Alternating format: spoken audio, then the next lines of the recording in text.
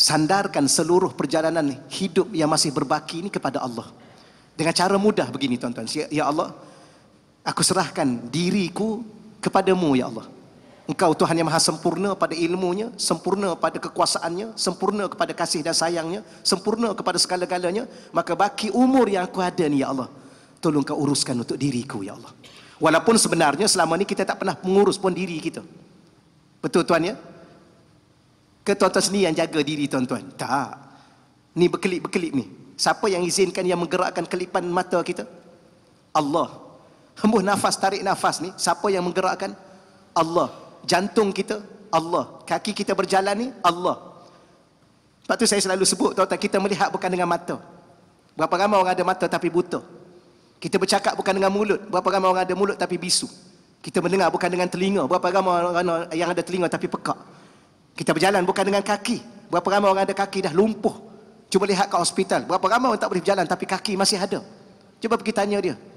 Tuan boleh berjalan tak ni? Tak boleh. Dah berapa lama tak boleh berjalan? Sebulan. Tu kaki ada, kenapa tak berjalan? Bukan dulu berjalan dengan kaki. Ada dulu orang boleh angkat berat 100 kilo. Hari ni 1 jari tak mampu dia nak angkat.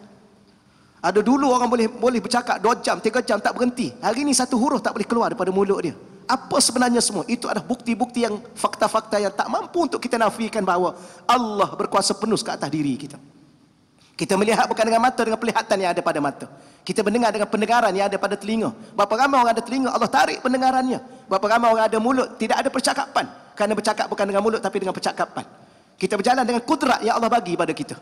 Maka sudah-sudahlah tuan-tuan kita merasakan diri kita. Sebab tu kalau kita belajar tasawuf, dia ada syirkul khafi, syirik yang tersembunyi. Selama mana kita merasakan diri kita yang kuat. Kita tak pernah kuat pun tuan-tuan. Kadang-kadang orang kata, saya ustaz dulu masa muda-muda saya mampu melalui ujian ini. Akhir-akhir ni saya dah tak mampu. Bila kita pernah mampu? Kita tak pernah mampu pun. Allah sebut kita khuliqal insanu dha'ifa, dicipta manusia itu lemah. Kalau kita rasa kita kaya tuan-tuan, tak pernah ada manusia yang kaya. Hanya Allah yang kaya. Ya ayuhan nas antumul fuqara ila Allah. Wahai manusia, kamu semua adalah fakir-fakir yang berhajat kepada Allah. Wallahu huwal ghani. Dialah Tuhan yang maha kaya sebenarnya. Tuan-tuan, kita tak pernah kaya pun. Kita fakir, bukan miskin. Fakir yang sangat berhajat kepada Allah. Ya, dan ilmu kita tak banyak tentang diri kita pun kita tak tahu. Maka sudah-sudahlah tuan-tuan. Bermula malam ni kita buat keputusan dengan Allah.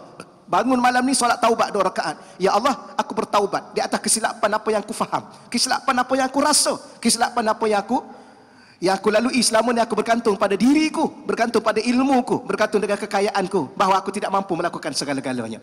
Maka serah pada Allah, biar Allah yang memperjalankan baki-baki umur yang ada. Kerana Allah Ta'ala ni dia jalankan kita dengan takdir.